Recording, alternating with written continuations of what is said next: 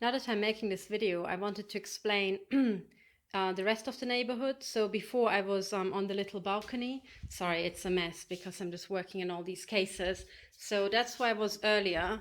I want to show you my entire flat, and forgive the mess. That's why I was sitting outside. And I was saying that this little annex, I suspect, housing the directed energy weapons, or the little garden shed that's actually hidden behind the trees, that one. But I more suspect this thing here, because the video I made, so you can see the big mess here, printers and everything. The entire table was more over there at the time, and I was sitting roughly here. I had aluminium panels blocking this neighbor or this window, where I actually do have several measurements indicating that behind the continuously, pulled curtains, there might be some weapons. That's just what the measurements indicate, which is why I'm saying it.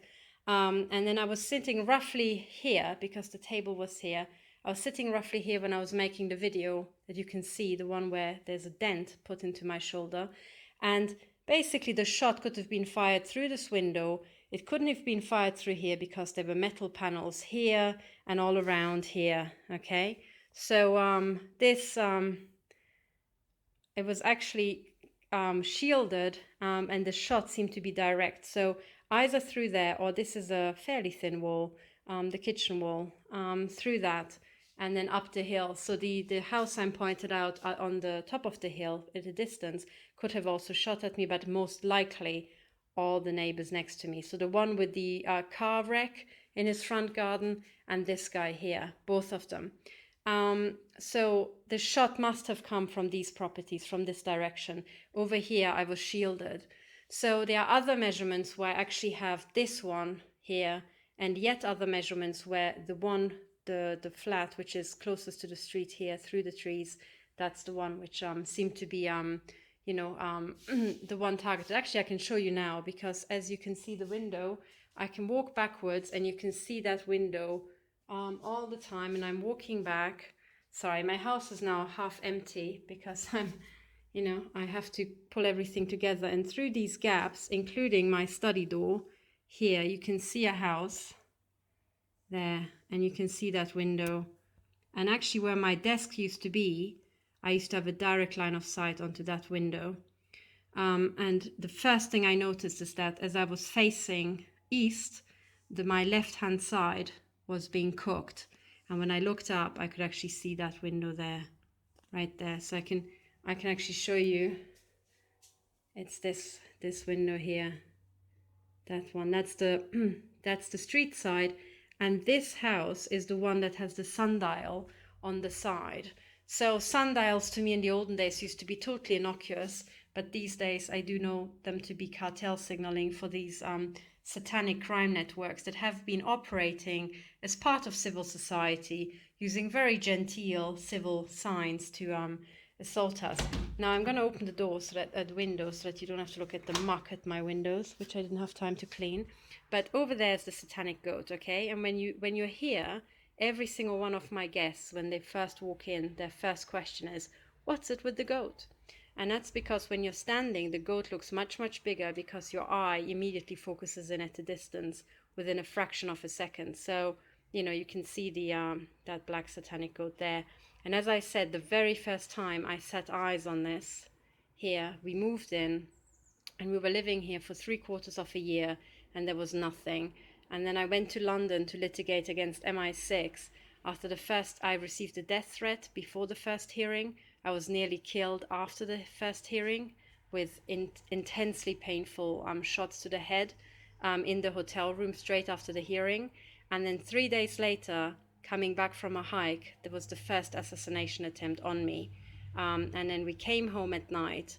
I was pretty shaken. And then the next morning, it was pretty dark when I arrived. The next morning, the goat was on the roof. So, and it has stayed there on this roof for over a year, I think a year and a half. And then I started writing my court case and collecting evidence.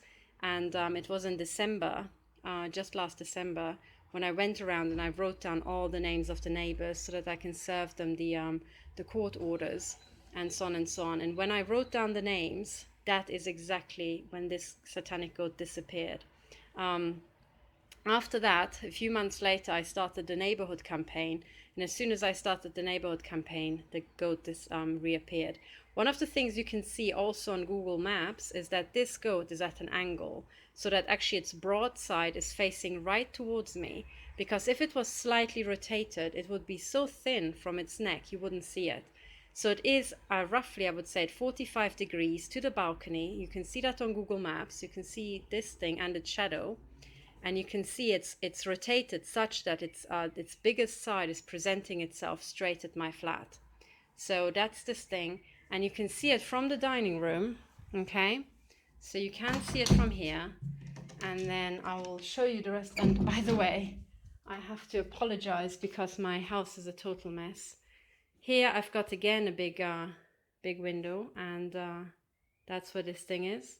So bottom floor, the blinds are always down in this house and at the front. The lights are always on the first floor at 3 a.m., 4 a.m., any time of the night. And the top floor, Miss Nitschke has placed a satanic goat. Miss Nitschke is 100% involved because this is just too much coincidence. A black satanic goat, right? When you just survived an assassination attempt, it's a bit too much coincidence, okay? And I know that the Swiss are very fond of their mountain goats, but this is a bit too much of a coincidence.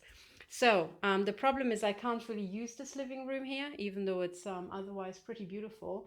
But unfortunately, I can't actually make use of this entire space because it is has big windows, okay? Now I would like to introduce you to my neighbor here. And that is the flat. So this is the neighborhood. This is my second balcony.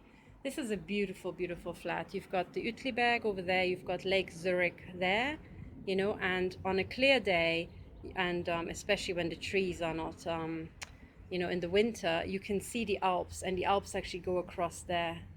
And right now, I can also just see traces. So the Alps go here. Beautiful, absolutely magnificent. But yes, so we have over here, and as I said, when you're standing here, the black satanic goat is very prominent because your eye immediately zooms in. So this actually in real life looks much bigger than here. So you've got these very odd triplets of flats here, you know. Then you've got these lower houses over here. Sorry, let me just zoom out. Okay, so I'll swing it around, and you have this sort of setup. And then over there, I have the only mobile phone antenna here. But I can't blame all the things on this mobile phone antenna. I'm not sure if you can see it. There's a siren, an air raid siren. That's this thing that looks like a little black UFO. That's an air raid siren. And then that here is actually, there's a mobile phone tower right there. Okay, but that mobile phone tower cannot possibly shoot at me in all the different directions. It just cannot. It actually takes weapons placed at neighbors. So that's the neighborhood. Now, the most prominent feature is this one here, okay? Because this row of trees appeared suddenly, and actually right now I'm being shot extremely hard. I have to say, I'm being massively shot in the forehead. So, you know, it's actually painful. I had a metal tray that I was carrying around, but I'm being blasted right now. And I'm being blasted exactly from this direction. This is what it feels like. So it's roughly this direction. It's hard to say if I'm being shot at from there, maybe that thing that's hidden on the balcony. And I'll talk about that flat a bit more. So for the victims, it's very hard. Is it maybe the silver thingy that has been placed outside? You know, is it that? Is that thing maybe a hidden mobile phone tower? It actually should be something hanging up for hanging up clothes. So no idea. You know, victims have to think like that. Where could you hide serious weapons? You could hide it in that gray thing that's covering up this big box. You know, it could be there. Stuff can be hidden there. Dr. Reinhard Munzert also found out that rotatable bird houses can also house directed energy weapons, apparently. That is according to Siemens insiders. But the thing that's a flat I have to suspect the most is this one. And that's because this row of trees turned up. I started being blasted, but actually with hard shots from that direction. And also, now it looks like a tree has been replaced, but the vegetation died off there, just there, And then I've got other pictures that show that the tree, there's a tree right there that used to be there that died off. I think it was replaced with a new tree, actually, because it looks chirpy and green. But right there, the first thing I noticed is I've got this dead tree, and I thought maybe that's where they're shooting through. And it was roughly like a third down here. And lo and behold, when I looked at this flat on Google Maps, that's the one that has the white screen behind this row of flats. It has, you can just about see the tip, a transparent sort of tent outside where you could in principle hide weapons. And then it seems to have a second screen thing on that side. So it looks like screen here, screen there, with a gap roughly where the house is, where in principle one could shoot through. Okay, so in principle, one could use this. And why would you need the screens? It's because you are shooting basically from there. You are shooting at my house wall, and you can try going through the window, but if you hit anything and it reflects, it will reflect straight back. So you would want to protect yourself from your own military weapons by having a screen and then shooting at a slight angle so that reflections don't go back here, but reflections actually hit these homes here. Okay, so the reflections, and you have to remember that when these flats, or maybe these flats as well, and one of the things you have to remember about these pulse shots is that their range is infinite. Okay, electromagnetic radiation has infinite range. This is why we can see the radiation from distant stars. We can see the light from distant stars, from distant galaxies, because once that light beam is emitted, it travels through the universe. It will travel all the way until it's reflected or absorbed by an obstacle. Okay, so when you fire a pulsed shot, it doesn't matter how far away they are. It either goes through and hits me, or it's 50% is reflected. So statistically, every second shot is reflected, or part of the shots are reflected, and they hit somebody else, somebody in those flats, somebody there, and most certainly the houses down here. So if you live down here, because also if you shoot slightly at an angle, it will come back down there, So all these people here are in danger, especially if they have got young children, if they are elderly, because depending on the shape, also you don't always hit a straight wall. Maybe it's at a slight angle, metal object in my study, now the walls of my bunker. So pretty much everybody on this side is in danger of being machine gunned, That's the truth. And this is why I started the Neighbourhood campaign. Now this video footage where you can see that I'm in bed, lying on the floor at the bottom of my bunker, and I'm shot in the face. My face is pointed this way, and I'm being shot in the face from this direction, which points back right at this flat.